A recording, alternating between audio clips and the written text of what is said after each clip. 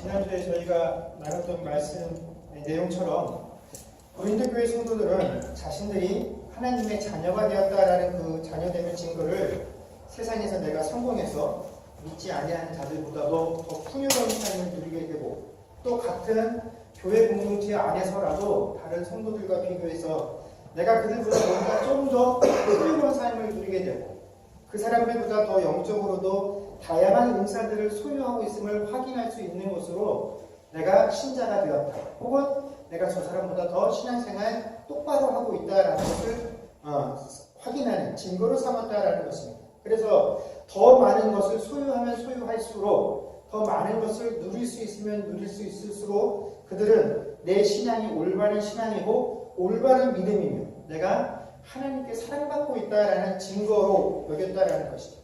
그러다 보니까 상대적으로 자신들에게 복음을 전파하는 그 중요한 일을 했음에도 불구하고 바울 사도가 타지에서 이 복음을 전하는 과정에서 당하는 고난의 장면들을 보게 되면서 오히려 이 바울의 믿음과 그의 신앙에 대해서 의심을 하는 상황에까지 처해 있었다라는 것입니다. 그런 고린도 교회 성도들을 향해서 사도 바울은 세상을 향해 너희가 성도라는 증거를 내세울 때 그것은 결코 너희가 다른 이들과 비교해서 그들보다 더 풍족한 삶을 누리게 되었거나 혹은 세상적인 성공을 거두게 된 것으로부터 그런 증거를 찾게 된다는 것은 너희가 복음을 오해하는 것이고 성도가 무엇이다라는 것에 대해서 오해하는 것이다라고 지적을 하면서 너희들에게 복음을 전했던 내가 처해 있는 이 위치와 너희들의 모습을 비교하면서 성도가 되어진다라는 것은 결코 세상 사람들이 부러워하거나 흠모할 만한 자리에 오르는 것이 아니라 세상 저 말미에 사람들에게 손가락질 받고 조롱받는 자리에 서게 되어지는 것, 그런데 그것에 대해서 의심하지 않고 그것을 당연한 것으로 여기는 것, 그것이 바로 성도됨의 올바른 증거다라고 사도 바울이 가르쳤다라는 것입니다. 아마 이러한 자신들의 모습을 보면서 멀리 떨어져 있던 바울 사도가 이런 문제들로 인해서 그들의 잘못됨을 지적하고 권면하기 위해서 그들에게 이 고린도 전서라는 서신을 써서 자신들에게 보내주었다라는 이 사실 앞에서 아마 고린도 교회 성도들은 얼굴이 화끈해지는 그런 감정들을 경험하게 되었을 것입니다. 굉장히 당황스러웠을 것이고 수치스러움을 느꼈을 것입니다. 그러나 사도 바울은 내가 그들에게 이런 편지를 써서 남기는 이유로 인해서 그들이 자신이 잘못한 행동들을 지적받음을 통해서 그냥 이 수치스럽고 부끄러운 마음으로 남아있는 것을 결코 원하지 않았다라는 것입니다. 그래서 그들을 향해 내가 너희에게 이런 글을 쓰는 이유에 대해서 밝혀주고 있습니다. 그것이 오늘 저희가 읽었던 14절, 15절의 내용이죠. 내가 너희를 부끄럽게 하려고 이것을 쓰는 것이 아니다라고 이야기를 합니다. 오직 너희를 내 사랑하는 자녀같이 권하려 합니다. 그리스도 안에서 일만 스승이 있으되 아버지는 많지 아니하니 그리스도 예수 안에서 내가 복음으로 너희를 낳았다라고 사도 바울은 설명을 하고 있죠. 바로 바울 사도가 이 서신을 쓰고 있는 그 이유 자체가 고린도 교회 교인들을 제자와 같이 대함이 아니라 내가 너희를 마치 복음으로 낳은 그 자녀와 같이 대하고 있는 증거다라고 이야기를 하고 있다는 것입니다.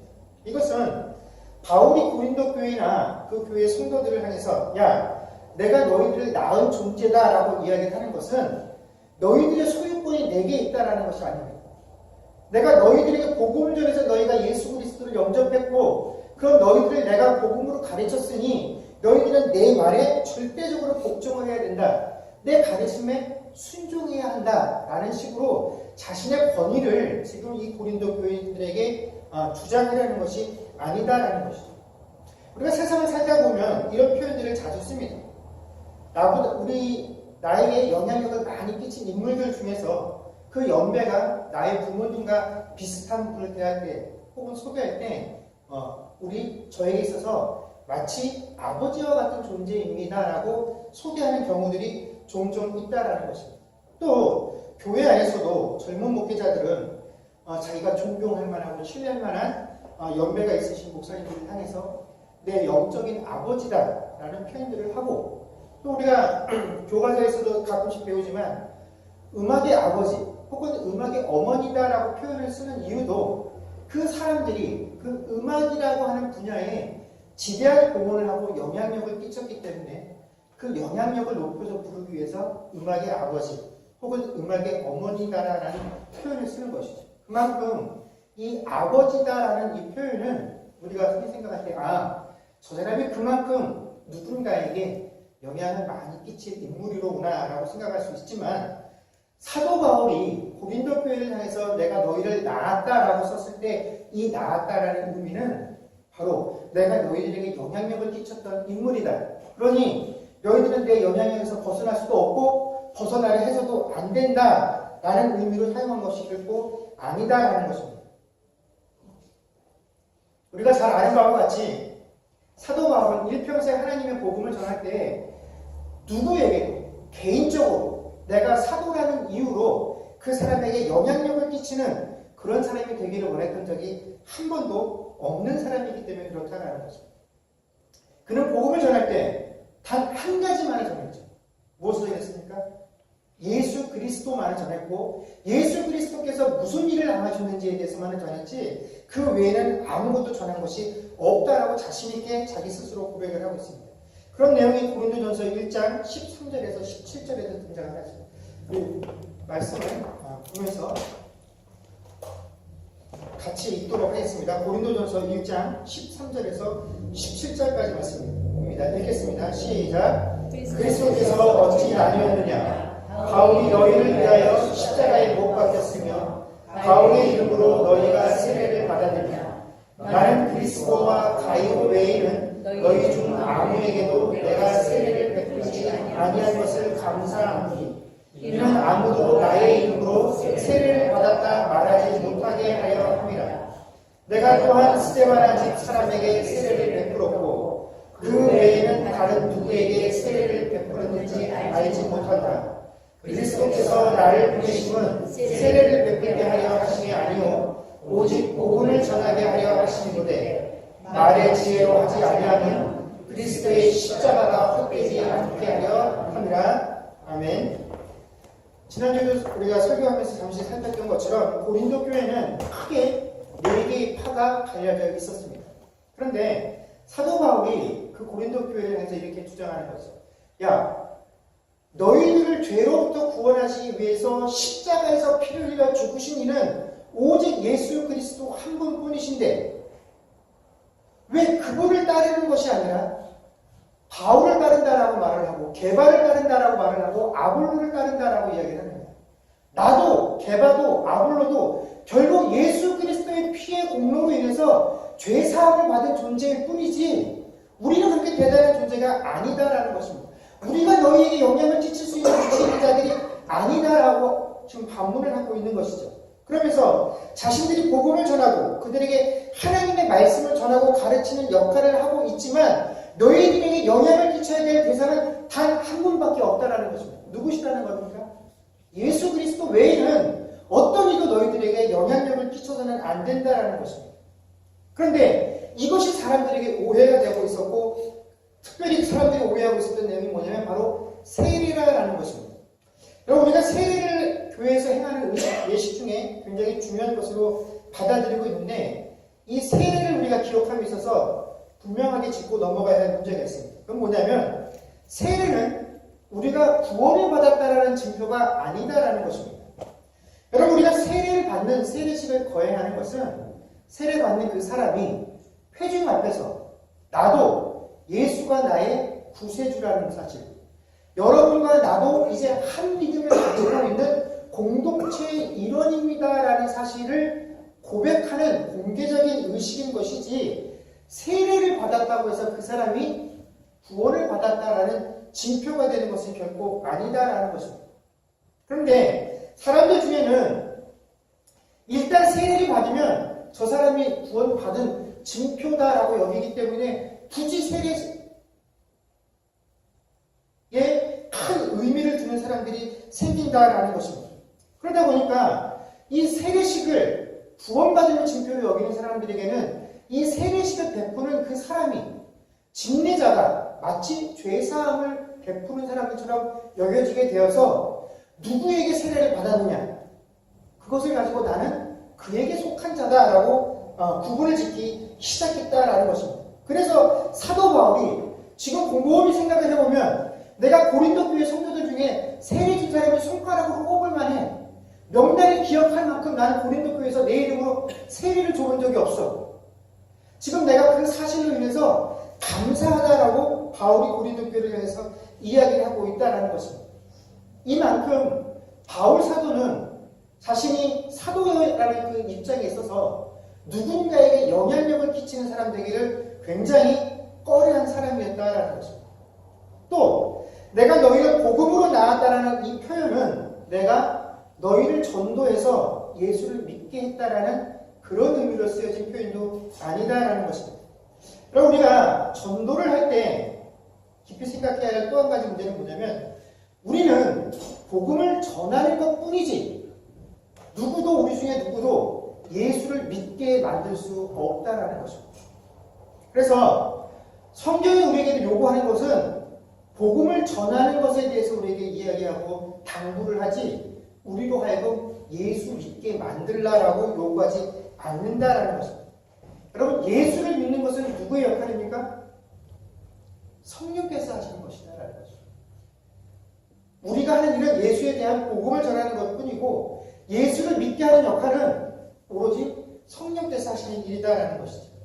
그것이 또한 고린도전서 2장 1절에서 5절까지 말씀에 기록이 되어 있습니다. 우리가 다시 한번 고린도전서 2장 1절에서 5절 말씀을 다 같이 읽도록 하겠습니다. 다 같이 한번 읽겠습니다. 시작! 형제들아 내가 너희에게 나아가 하나님의 증거를 전할 때 말과 지혜의 아름다운 것으로 아니하였나니 내가 너희 중에서 예수 그리스도와 그가 십자가에 못 박히신 것 외에는 아무것도 알지 아니하기로 작정하였습니다.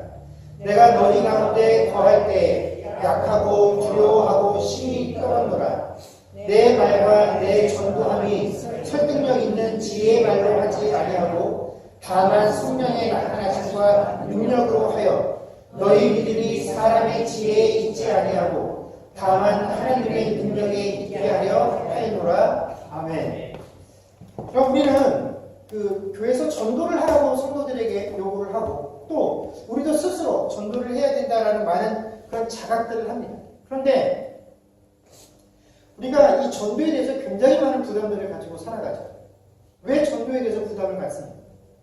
우리는 전도를 사람을 교회에다 데려다 앉히는 것이다 라고 생각을 하기 때문에 이 전도를 부담스러워 한다는 것입니다. 그런데 전도가 정말 어려운 이유는 그 사람을 교회에다 데려다 앉혀야 하기 때문에 힘든 것이 아니다라는 것입니다. 여러분 전도는 사람을 교회로 데려오는 그 행동이 전도가 아니다라는 것이죠. 전도란 말 그대로 도를 전하는 것입니다.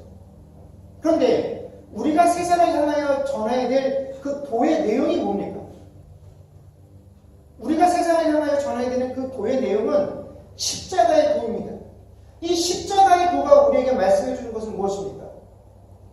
너희는 죄인이라는 사실입니다. 이게 힘든 거죠. 생판 처음 보는 사람에게 또 아무리 인간적인 관계가 좋은 사람이다라고 할지라도 그들에게 가서 전도를 할 때 가장 첫 번째 꺼내야 될 말은 뭡니까?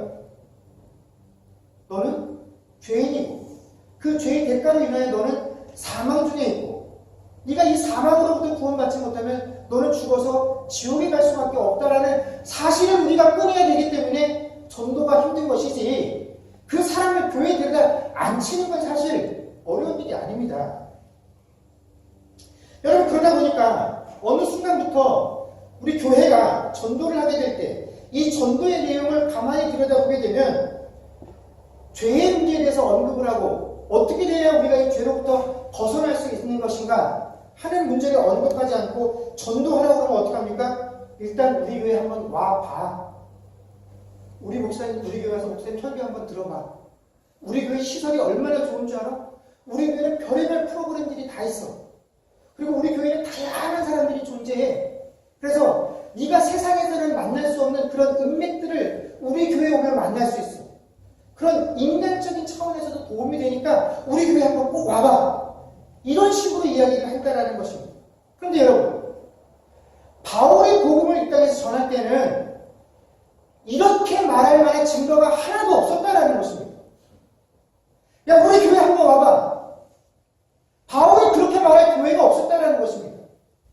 우리 교회 한번 와봐. 우리 교회에 얼마나 좋은 사람들이 있는지 몰라. 세상에서는 누릴 수 없는 그런 서비스들을 우리 교회 오면 받을 수 있어. 너희가 세상에서 만날 수 없는 사람들을 우리 교회 오면 만날 수 있어. 사도 바울은 그런 것을 전한 적이 한 번도 없었다라는 것입니다. 그런 서비스는 아예 존재하지도 않았다라는 것이죠. 그런 교회가 아예 존재하지도 않았다라는 것입니다. 사도 바울이 세상을 향해서 그들이 예수를 알던 모르던 구약적인 배경이 있던 없던 그가 전했던 유일한 것은 뭡니까? 십자가의 도뿐이었다라는 것입니다. 여러분, 사도 바울이 얼마나 능력이 뛰어난 사람입니까? 그런데 그 사도 바울이 복음을 전할 때 그 복음을 받아들인 사람이 많았습니까? 그를 죽이겠다고 돌을 든 사람들이 더 많았습니까? 그가 전하는 복음이 나이에 걸린다고 돌을 들어서 그를 죽이라는 사람이 훨씬 많았다라는 것입니다. 여러분, 이것이 전도의 모습이다라는 것입니다. 우리 마음속으로부터 우리가 전도를 불편해하고 전도를 꺼리는 이유가 바로 여기에 있는 것이죠. 그래서 사도 바울도 전도의 결과에 대해서 이것이 내 말의 지혜로 되는 것이 아니다라고 이야기를 하는 것입니다. 내가 아무리 좋은 말을 하면 이 좋은 말의 사람들이 혹해서 이 사실들을 받아들일 수 있느냐? 아니다라는 것이죠. 나는 그냥 그 십자가의 복음의 내용만을 전하면 그 사람들이 그 내용을 듣고 어떻게 반응할 것인지는 오직 성령의 역사에 달리는 것이다라는 것입니다. 그렇기 때문에 이 사람들이 복음을 받아들여서 예수 믿게 된 거? 이거 내 공이 아니다라는 것입니다.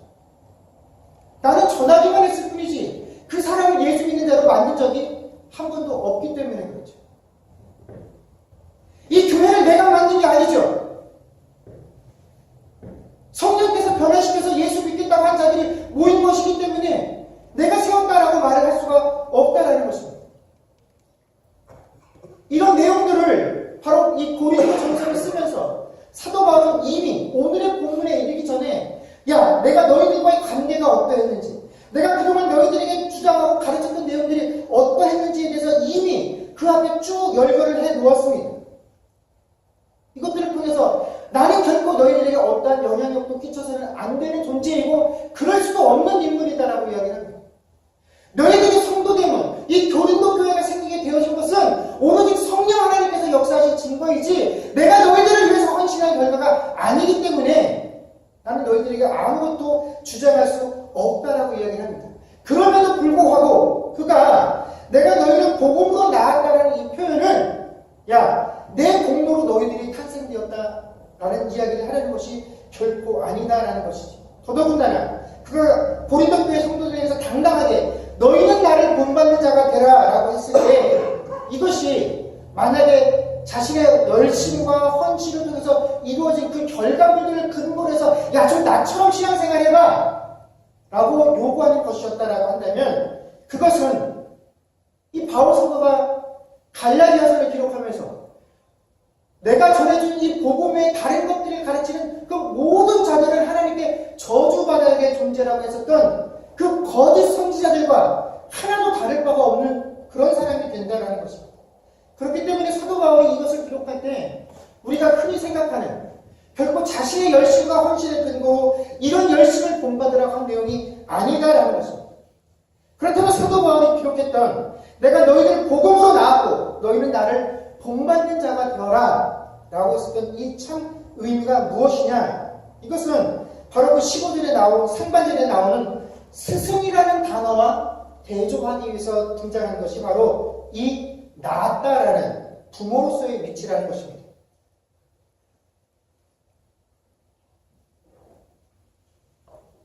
여러분, 어떻게 보면 이 스승과 부모라는 위치는 우리 모두에게 있어서 어떤 인생의 선배로서 더 오래 산 사람으로서 나보다 더 많은 경험과 또 지식을 가진 사람들로서 그 후대들에게 그것들을 전수하고 가르치고 옳은 길로 인도한다라는 의미에서는 굉장히 서로 비슷한 역할을 하는 존재다라고 생각을 할 수 있습니다. 그래서 부모를 가리켜서 우리가 때로는 인생의 좋은 스승이다라고 부르기도 하고, 선생님들 중에도 정말로 그 제자들을 대할 때 마치 친자식을 대하는 것 같은 사랑으로 품어주는 스승들이 있다는 것도 우리가 알고 있습니다. 그러나 그럼에도 불구하고 이 스승과 부모 사이에는 분명한 차이가 존재한다는 것입니다. 그것이 뭐냐면 오늘 본문에서도 언급한 것과 같이 무엇보다도 스승은 우리의 삶 속에서 많이 존재할 수 있으나 부모는 결코 그렇지 않다라는 것입니다. 여러분, 저에게도 지식적인 측면에 있어서나 목회적인 측면에 있어서 저에게 가르침을 준 스승들이 많이 계십니다. 그런데 제가 스스로 마음속에 저에게 가르침을 준 스승이다라고 표현하는 분들 중에는 저를 결코 제자로 둔 적이 없으신 분들이 많이 계십니다. 세상에 저라는 사람이 있는지도 모르고 있는 분들이 많습니다. 심지어 이미 타계하셔서 이 세상에 존재하지 않는 분들도 계십니다. 그러나 이 시간과 공간을 초월해서 저는 그분들이 기록해 놓은 책이나 그분들의 사상을 읽고 보고 접하는 것들을 통해서 제가 성숙하는 데서 영향을 받고 그분들이 주장한 내용에 저도 동의를 하고 그분들이 나에게 가르쳤던 그 내용을 또 저의 제자들에게, 저에게 배우는 사람들에게 그 내용을 전하기도 한다는 거죠. 그런 의미에서 저는 세상에 많은 스승을 두고 있습니다.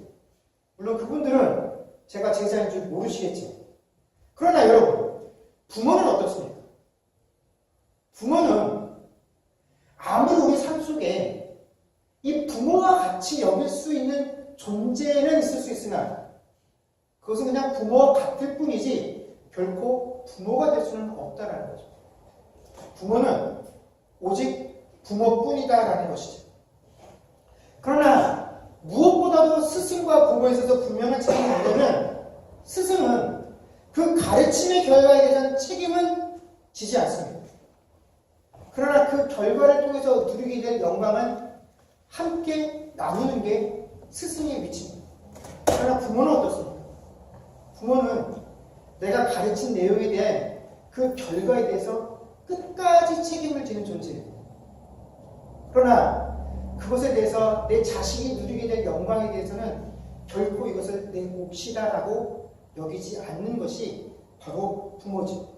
그들이 얻은 영광을 온전히 그들의 노력과 그들의 열심으로 인해서 얻게 되었다라고 인정을 해주는 존재가 바로 부모다라는 것입니다.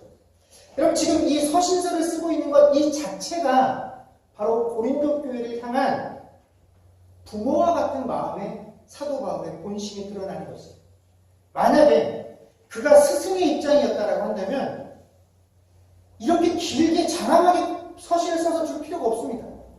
야, 나는 너희에게 최고의 것을 전해주었고 너희에게 필요한 모든 것들을 가르쳐 주었다. 너희가 내게 배운 대로만 행했다라고 한다면 너희는 하나님께 아무런 잘못으로 인하여 징계받을 일이 없고 너희는 칭찬만 받을 것이야. 그러나 너희가 사도인 나에게서나 하나님에게 무언가 너희가 지적을 받고 잘못됐다라는 얘기를 들었다라는 것은 그만큼 너희가 내가 전해준 그 내용들에 대해서 불성실하고 불순종했기 때문이지 내 잘못은 하나도 아니다. 이 모든 것들의 책임은 너희들에게 있는 것이다 라고 해버리면 이 일은 그냥 끝날 일입니다. 이것 한마디로 사도 바울은 그 모든 책임으로부터 벗어날 수 있습니다. 스승은 그런 존재입니다. 그러나 부모는 그럴 수 없다는 것이죠. 내 자식이 내가 가르쳐준 내용들 그것이 옳고 바른데 이것대로 행하지 않았을 때 어떤 부모가 옆에서 손가락질하면서 야 잘됐다 쌤통이다. 내가 이렇게 하라고 했지. 근데 너 이렇게 되지 못한 건 네가 그대로 행하지 못한 때문이야. 내가 가르쳐준 대로만 했으면 성공했을 텐데. 그렇게 말하는 부모는 없다라는 것입니다. 그들의 잘못되고 엎어진 것을 보면서 그들보다 더 마음 아파하고 눈물을 흘릴 수 있는 것. 분명히 그들이 한 행동에 대한 책임의 결과임에도 불구하고 그 결과가 마치 나의 결과인 것처럼 애통해할 수 있는 것. 그것이 바로 부모된 자들의 마음이다라는 것이죠. 그러나 스승된 자들은 그 제자들이 나가서 성공하면 어떻게 됩니까? 그들의 성공이 다 누구 덕분인 것처럼 드러납니까? 잘 배워서 좋은 스승 밑에 있어서. 그러나 어떤 부모도 자기 자녀가 성공한 것에 대해서 내가 잘 가르쳐서 저렇게 됐습니다 라고 말하는 부모는 없다라는 거죠. 모든 부모는 내가 제대로 도와주지도 못했고 그들이 힘들고 어려울 때 옆에 있어주지도 못했는데 우리 자식이 그냥 똑똑하고 잘나서 저만큼 저 위치에 올랐습니다. 모든 게 다 내 자녀가 잘해서 그랬습니다 라고 말하고 모든 영광을 그 자녀에게 돌려주는 것이 누구의 역할입니까? 부모의 역할이다라는 것입니다. 오늘 바울 사도는 자신을 통하여 하나님께서 세우신 그 모든 교회와 성도들을 대함에 있어서 내 마음이 바로 그 부모의 마음과 같다라고 이야기를 한다라는 것입니다. 야 봐라, 너희가 나를 사도라고 생각을 해서 야 사도는 이래서 좋겠다 이런 것도 받았고 너희들이 눈에 보기에 하나라도 흠모하고 부러워할 만한 대상이 있었다라고 한다면 그것은 하나님께서 나를 높이려고 주신 것이 아니라 이것들을 통해서 너희들을 세우기 위해서 주신 것이야. 이것으로 나를 부러워하지 마라. 이건 다 나를 통해서 누구에게 돌아갈 것이라고요? 너희들에게 돌아갈 것이다. 이것이 바울 사도의 모습이었다라는 것입니다. 그러면서 고린도 교회 성도들에게 그것을 주장하는 것이죠. 야, 지금 너희들의 삶 가운데 혹시 너희가 누군가 앞에서 드러내놓고 자랑할 만하고 내 열심과 내 노력의 결실로 내가 이런 것들을 이루었어 라고 할 만한 것이 있다고 한다면 제발 그것으로 자랑하지 말라라는 것입니다. 하나님께서 너에게 그것을 허락해 주셨다라고 한다면 그것은 결코 너를 위해서 주신 것이 아니다라는 것입니다. 누구를 위해서 주신 거라고요? 네 다음에 네 뒤를 위해서 고린도 교회에 들어와서 하나님의 자녀로 성장할 그들에게 올바른 것들을 공급해주기 위해서 너희에게 그것을 준 것이지 그것을 통해서 너희들 목을 좀 드높이라고 하나님께서 주신 것이 결코 아니다라는 것입니다. 이것이 바울 사도가 고린도 교회 성도들을 향해서 내가 복음으로 너희를 낳았고 너희는 나를 본받으라라고 한 그 본받음의 내용이다라는 것입니다. 여러분, 성도가 교회에서 신앙생활을 할 때 그 신앙생활의 연수가 깊어졌다는 것이 절대로 스승의 모습으로 드러나서는 안 된다는 거죠. 이렇게 하시오, 저렇게 하시오. 나는 목사고, 나는 장로고, 나는 권사니까 내가 너희보다 더 많은 연수만큼 신앙의 경험들을 하고 그것을 통해 내가 터득한 것이 있으니 내가 너희들을 가르치겠으니 너희들은 내 가르침에 따라오라고 말하는 것이 결코 교회다움의 모습이 아니다라는 것입니다. 왜 하나님께서 그들에게 그런 직분을 주셨는지, 왜 하나님께서 먼저 그들을 하나님의 자녀 삼으셔서 그 많은 신앙의 연수들을 통해서 경험하고 체험하게 하셨느냐 하면 그것들 가지고 누구 앞에 서서 자랑하고 가르치게 하는 게 아니라 그것들 가지고 내 다음에 성도가 된 자들, 그 연약한 자들, 그들을 올바로 세우기 위한 그 도구와 통로로 삼기 위해서 지금 하나님께서 우리에게 그 모든 것들을 주셨다라는 것입니다. 여러분, 그렇기 때문에 교회 안에서 믿음이 단 하루라도 더 오래되었다라고 한다면 그들의 모습은 스승이 아닌 부모의 모습으로 드러나야 한다라는 것입니다. 그렇다면 내가 정말 신앙생활을 하면서 내가 그들 앞에 스승의 모습으로 서 있는지 아니면 정말 복음을 나왔다라고 고백할 만큼 부모의 심정으로 서 있는지는 우리 자신이 이 영광을 누구에게 돌리고 있는지를 보면 금방 알 수 있다는 것입니다. 우리 다음에 성도된 이들, 나보다 더 젊은 사람들, 그 사람들이 교회 안에서 일하는 것들을 보고 그들의 믿음 모습들을 보면서 그들을 응원해주고 그들이 성공하고 그들이 하나씩 이루어내는 것을 보면서 함께 기뻐할 수 있다라고 한다면 그럼 그것은 부모의 마음입니다. 그런데 젊은 세대들이 아직 내가 볼 때는 믿음의 연수도 적고 모든 것이 어리숙한 그런 존재들이 하는 것 보면서 내 눈에 내 마음에 들지 않으면 그럼 그것은 스승의 마음으로 서 있는 거죠. 그들이 교회 안에 들어와서 우리 세대 때는 하지 않았던 것들을 그들이 하는 것들을 보면서 저들이 이뤄낸 결과물들이 내가 그 전에 이뤘던 결과물들을 덮어버리고 뒤로 밀어버리는 것 같은 것들을 보면서 마음에 불편함이 있어서 온전한 마음으로 칭찬해주고 격려해줄 수 없다라고 한다면 우리들은 부모의 마음이 아닌 스승의 마음으로 지금 그들 앞에 서 있는 것입니다. 여러분, 바울 사도가 우리에게 나를 본받는 자가 되어라 라고 하였을 때에는 우리가 생각하는 것처럼 겉으로 보여주고 또한 그 사람이 평생 통해 일궈낸 그 업적들을 토대로 해서 야 봐라 저렇게 하나님 신앙생활 열심히 하니까 하나님이 복 주셔서 저만큼 이루었다 라는 것을 이야기하고 삶이 아니다라는 것입니다. 내게 주어진 모든 것들이 다 내 것이 아니고 내 다음에 내 뒤를 이어서 하나님의 자녀가 되어서 성장할 그들을 위해서 하나님께서 내게 먼저 주신 것이다 라는 사실을 알고 그것들을 그 다음 세대들에게 주며 내게 있는 모든 것으로 그 다음 세대들이 영광을 누릴 수 있도록 해주는 그 마음을 우리에게 본받으라 라고 이야기를 하는 것입니다. 여러분, 과연 우리는 사도 바울이 말했던 이 본받음의 모습들을 온전히 따르고 있는 자들입니까? 그럼 우리가 오늘 바울 사도의 이 말씀을 대하면서 나를 본받는 자가 되어라 라고 이야기했을 때 그 본받기를 원했던 그 본받음의 내용들을 깊이 생각할 수 있는 저와 여러분들 될 수 있기를. 그래서 우리 스스로 그것을 본받고 또 우리 다음 세대의 우리의 모습과 우리가 그들에게 베풀어준 그 영광들을 통하여 성장한 그 다음 세대들 또 그것을 본받아서 그 다음 세대들에게 이것들을 전수해 줄 수 있는 그러한 모습과 전통들을 세워갈 수 있는 저와 주님의 교회 성도들이 되어질 수 있기를 주의 이름으로 간절히 축원합니다. 기도하겠습니다.